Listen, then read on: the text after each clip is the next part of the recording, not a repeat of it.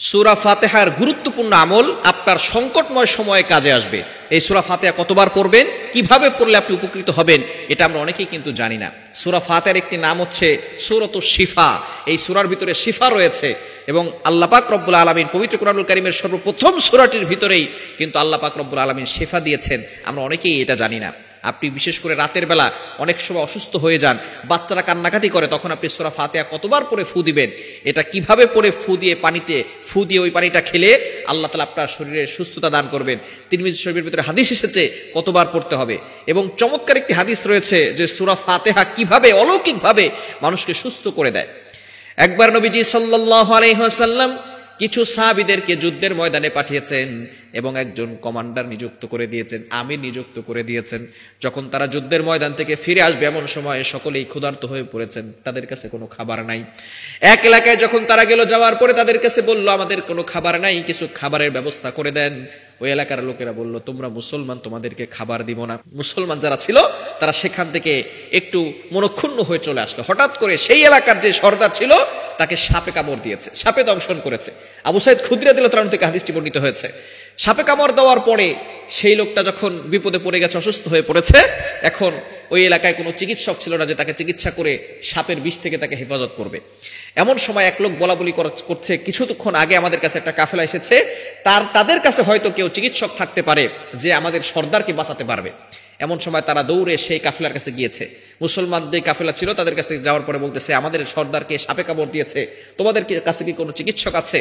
তখন ওই মুসলমানদের যিনি সর্দার ছিলেন তিনি বলতেছেন হ্যাঁ, যিনি আমির ছিলেন তিনি বলতেছেন যে আমি চিকিৎসা করতে পারি, তবে ফ্রিতে করবো না, কারণ একটু আগে তোমরা আমাদেরকে ফ্রিতে খাবার দেওয়া নাই, মেহমানদেরকে তোমরা আপ্যায়ন করো না, আমাদেরকে তাড়িয়ে দিয়েছো খাবার না দিয়ে। এখন আমরা যদি চিকিৎসা করি তাহলে আমাদেরকে অবশ্যই এর প্রতিদান দিতে হবে। তখন তারা বলতেছে ঠিক আছে, কি চাও? বলে এক পাল ছাগল তোমাদেরকে দিয়ে দিব, এক পাল ছাগল আমাদেরকে দিতে হবে। বাস, এবার সেই সর্দার যিনি আমির ছিলেন সাহাবীদের ভিতরে, তিনি যাওয়ার পরে একটা সূরা পড়ে সেখানে ফু দিয়েছেন, সাথে সাথে আল্লাহ তাআলা সাপের বিষটাকে পানি বানিয়ে দিয়েছেন। সুবহানাল্লাহ বিহামদি। এবার কাফেররা যখন তাদেরকে এক পাল ছাগল দিয়ে দিল, সেখানে 30টা 40টার মতো ছাগল আছে। অনেক সাহাবীরা বলা শুরু করেছে আমাদের তো খুব ক্ষুধা, আমরা এখন ছাগল খেয়ে ফেলবো। এবার সেই সাহাবী বলতেছেন না না, এই ছাগল খাওয়া যাবে না, কেননা আমি কোরআন পড়ে এই ছাগল নিয়েছি। সুতরাং যখন নবীজি সাল্লাল্লাহু আলাইহি সাল্লামের কাছে গেল, যাওয়ার পরে নবী সাল্লাল্লাহু আলাইহি সাল্লামকে জিজ্ঞেস করলেন ইয়া রাসূলুল্লাহ ইয়া হাবিবাল্লাহ, এই ছাগলকে আমরা খেতে পারবো, বকরি আমরা খেতে পারবো? নবীজি বলছেন যে এভাবে যখন পুরো ঘটনা বলা হয়েছে যে আমি এই কাজ করেছি, পরে নবী সাল্লাল্লাহু আলাইহি ওয়াসাল্লাম জিজ্ঞেস করেছেন যে তুমি কি সূরা পড়ে ফু দিলে যে সাপের বিষ পানি হয়ে গেল? তখন তিনি বলতেছেন ইয়া রাসূলুল্লাহ ইয়া হাবিবাল্লাহ, আমি সূরা ফাতিহা 7 বার পড়ে সেখানে ফু দিয়েছিলাম। আল্লাহ পাক রব্বুল আলামিন সূরা ফাতিহার বরকতে সেখানে আল্লাহ পাক রব্বুল আলামিন সাপের বিষটাকে পানি বানিয়ে দিয়েছেন। এবার নবী সাল্লাল্লাহু আলাইহি ওয়াসাল্লাম বলতেছেন তুমি কিভাবে জানো যে সূরা ফাতিহার ভিতরে শিফা রয়েছে? সাথে সাথে সাহাবী বলতেছেন ইয়া রাসূলুল্লাহ ইয়া হাবিবাল্লাহ, আপনি তো বলেছেন যে সূরা ফাতিহার ভিতরে শিফা রয়েছে। তখন নবীজি সাল্লাল্লাহু আলাইহি ওয়াসাল্লাম বলেছেন যে তোমরা এই ছাগল তোমরা নিজেরাও খেতে পারবে এবং আমার জন্য রেখে দাও, এই ছাগল আমিও খেতে পারবো, এতে কোনো সমস্যা নাই। এখন মূল কথা হচ্ছে সূরা ফাতিহা আপনি কতবার পড়বেন?